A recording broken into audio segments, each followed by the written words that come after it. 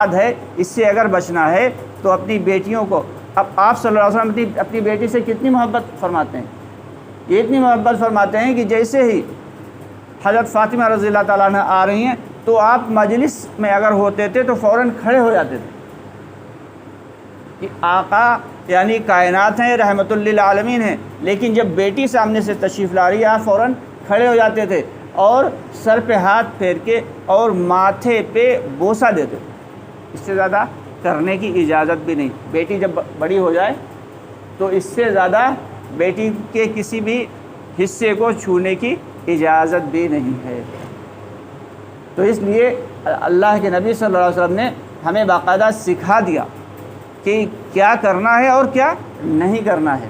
تو ہمیں اپنے اخلاق کو باہر والوں کے لیے بھی بہتر کرنا ہے اور گھر والوں سے شروعات کرنا ہے کہ جب ہم گھر میں داخل ہوں تو ہمارے گھر والے خوش ہو جائیں، اور جب ہم گھر سے نکل کے باہر آئیں تو باہر والے ہمیں دیکھ کے خوش ہو جائیں۔ کسی سے بھی ملنا ہے تو عجز و انکساری کے ساتھ ملنا ہے، ایسے ملنا ہے کہ جیسے ہم سب سے چھوٹے ہیں اور یہ بہت بڑا ہے۔ تو جو شخص اپنے آپ کو چھوٹا سمجھتا ہے اللہ اسے عزت اور بلند مقام دیتے ہیں، اور جو اپنے آپ کو بڑا سمجھتا ہے تو اللہ تعالیٰ اسے پستی میں گرا دیتے ہیں۔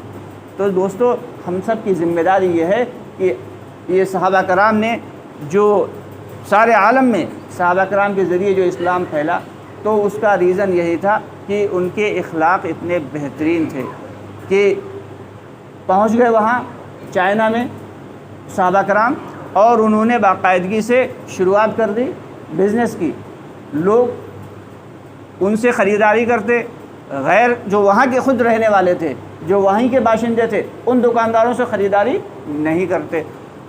لوگوں نے شکایت کر دی، جو وہاں کا حکمراں تھا اس سے شکایت کی کہ یہ جو باہر کے لوگ آئے ہیں، یہ پگڑ والے اور یہ جبے والے لوگ ان سے خریداری کرتے ہیں اور ہم سے خریداری نہیں کرتے، اس لیے ان کو یہاں سے بھگایا جائے۔ تو اس نے باقاعدہ بلایا اور پبلک سے بھی پوچھا کہ آخر ایسا کیوں ہے، تم اپنے لوگوں سے خریداری کیوں نہیں کرتے؟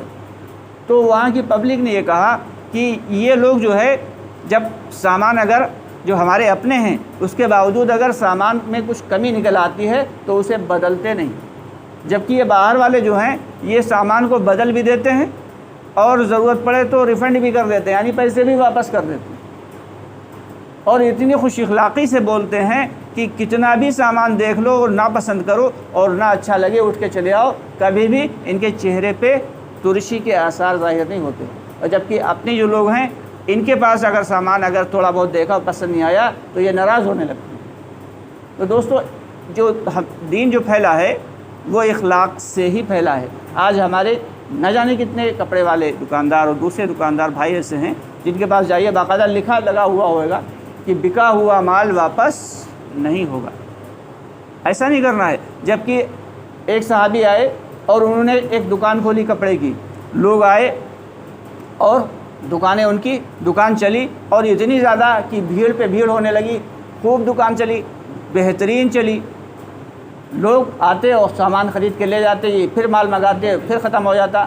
یہاں تک کہ ایک دن ایک شخص آیا اور اس نے ایک سوٹ دیا، ایک کپڑا دیا، کہا حضرت یہ آپ کے یہاں سے لے گئے تھے، یہ مجھے پسند نہیں ہے، ہم یہ چاہتے ہیں آپ ریفنڈ کر دیں، یعنی اس کے بدلے میں ہمیں پیسے واپس کر دیں۔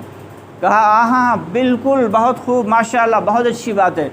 بہت خوشی کے ساتھ اس کو واپس کر لیا، اس کے پیسے واپس کیے اور دکان کو بند کر دیا، اس کا سامان بیچ دیا۔ کہا اب ہمیں دکان کی ضرورت نہیں۔ لوگوں نے پوچھا حضرت اتنی اچھی دکان چل رہی تھی، آپ نے کیوں بند کر دی؟ کہا ہم نے مال کمانے کے لیے یہ دکان نہیں کھولی تھی، بلکہ ہم نے تو دکان اس لیے کھولی تھی کہ اپنے آقا نامدار محمد صلی اللہ علیہ وسلم سے ہم نے سنا تھا کہ جو تاجر خوش دلی کے ساتھ کسی کا اپنے یہاں سے جو بکا ہوا سامان گیا ہے اور وہ سامان واپس کر لیتا ہے خوش دلی کے ساتھ، اس کے لیے جنت میں ایک گھر دلانے کا، ایک محل تعمیر کرانے کا وعدہ لیتا۔ تو اپنی جنت میں ہم نے ایک محل تعمیر کرانا تھا، اس لیے ہم نے یہ کام شروع کیا تھا، یہ تجارت شروع کی تھی۔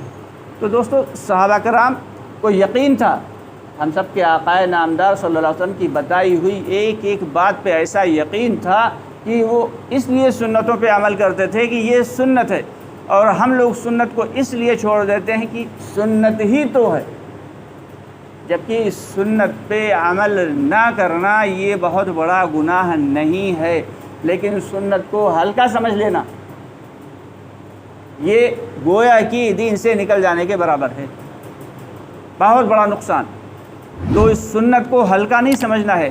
ہاں، ایک سنت اگر ہم سے ادا نہیں ہو پا رہی تب بھی دل کے اندر اس کی عظمت اور اس کی بڑائی ہونا ہی چاہیے۔ ایک صحابی ہیں، بیٹھے ہوئے اپنے ساتھی کے ساتھ چلے جا رہے ہیں، چلتے چلتے اچانک ایک جگہ انہوں نے اپنی سواری روکی اور گئے اور استنجے کی شکل میں بیٹھ گئے، اور اس کے بعد استنجا نہیں کیا، اٹھ کے آئے، پھر اپنی سواری پہ بیٹھ کے چل دیے۔ ساتھیوں نے پوچھا، حضرت جب آپ کو استنجے کی حاجت نہیں تھی تو آپ نے یہاں پہ کیوں سواری روکی ہو، کیوں وہاں جا کے بیٹھے؟ کہنے لگے میرے ساتھ ایک مرتبہ ہم سب کے آقا نامدار صلی اللہ علیہ وسلم تھے، اور آپ صلی اللہ علیہ وسلم نے یہاں پہ استنجا فرمایا تھا تو میں نے اس سنت پہ عمل کیا۔ تو دوستو، سنت تو اپنی زندگیوں کو سنتوں سے سجانا ہے، سنتوں سے سنوارنا ہے۔ تو جب ہماری زندگی میں سنت آئیں گی تو ظاہر سی بات ہے فرض تو خود بخود آتے چلے جائیں گے۔ صرف اونچا پیجامہ اور لمبا کرتا اونچا پیجامہ پہن لینا دوستو، اور داڑھی رکھ لینا اور جو ہے ٹوپی لگانا، یہی دین نہیں ہے۔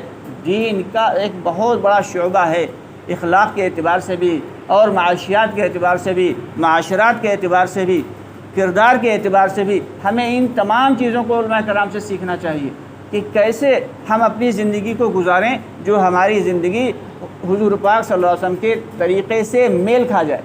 کہ کوئی شخص اگر ہوا میں جائے بچھا کے نماز پڑھ رہا ہے، یعنی ہوا میں جائے مصلی بچھا دیا اور نماز پڑھ رہا ہے، لیکن سنت پہ عمل نہیں کر رہا ہے، سنتوں سے غافل ہے، تو وہ کچھ بھی ہو سکتا ہے، جادوگر تو ہو سکتا ہے لیکن ولی نہیں ہو سکتا، کیونکہ وہ راستہ اس نے بدل رکھا ہے۔ لیکن اللہ کے ولی ہونے کا اگر جو راستہ ہے وہ سنت سے ہی گزر کے جاتا ہے۔ تو اس لیے ہم سب کی ذمہ داری یہ ہے کہ ہم باقاعدہ علماء کرام سے دین کو سیکھیں کہ ہمارا کردار کیسا ہو۔ ایک جماعت گئی افریقہ میں، وہاں سے ایک کارگزاری لے کے آئی کہ ایک جو ہے نوجوان جو ہے اسلام میں داخل ہوا۔ اب افریقیوں کے بال تو چھوٹے چھوٹے سے ہوتے ہیں، وہ بھی ایک دم بالکل کرلی، بہت سخت قسم کے، اور اسے کسی نے بتا دیا، اس نے پوچھا کہ حضور پاک صلی اللہ علیہ وسلم مانگ کیسے نکالتے تھے؟ تو کسی نے بتایا کہ آپ صلی اللہ علیہ وسلم مانگ نکالتے تو نہیں تھے، لیکن اپنے بالوں کو جو ہے وہ برابر کر لیتے تھے، مانگ خود بخود نکل جاتی تھی، بیچ کی مانگ۔ تو اس نے اپنے بالوں کو وہ برابر کیسے کرتا، اس کے بال کرلی سخت، تو اس نے یہاں سے ہلکے ہلکے کر کے کٹوا دیے کہ سنت کے مطابق ہمارے بال ہو جائیں۔ تو لوگ جو نئے ایمان میں داخل ہو رہے ہیں، جو نئے اسلام میں داخل ہو رہے ہیں، وہ بھائی تو اتنا زیادہ فکر مند ہیں کہ ہماری زندگی حضور پاک صلی اللہ علیہ وسلم کی سنت کے مطابق ڈھل جائے، اور ہم جو ہمیشہ سے پیدائشی مسلمان ہیں وہ سنتوں سے غافل ہیں۔ تو اس لیے دوستو، صرف فرائض پہ ہی اکتفا نہیں کرنا ہے، ساتھ ہی ساتھ ہمیں سنت کے مطابق ہی اپنی زندگی کو گزارنا ہے۔ جب اس طریقے سے ہم زندگی گزاریں گے تو پھر اللہ بھی خوش اور ہمارا رسول اللہ بھی خوش۔ جب یہ دونوں خوش تو پھر ساری دنیا خوش۔ کریں گے نا سب لوگ انشاءاللہ۔ اللہ ہم سب کو کہنے سننے زیادہ عمل کی توفیق عطا فرمائے۔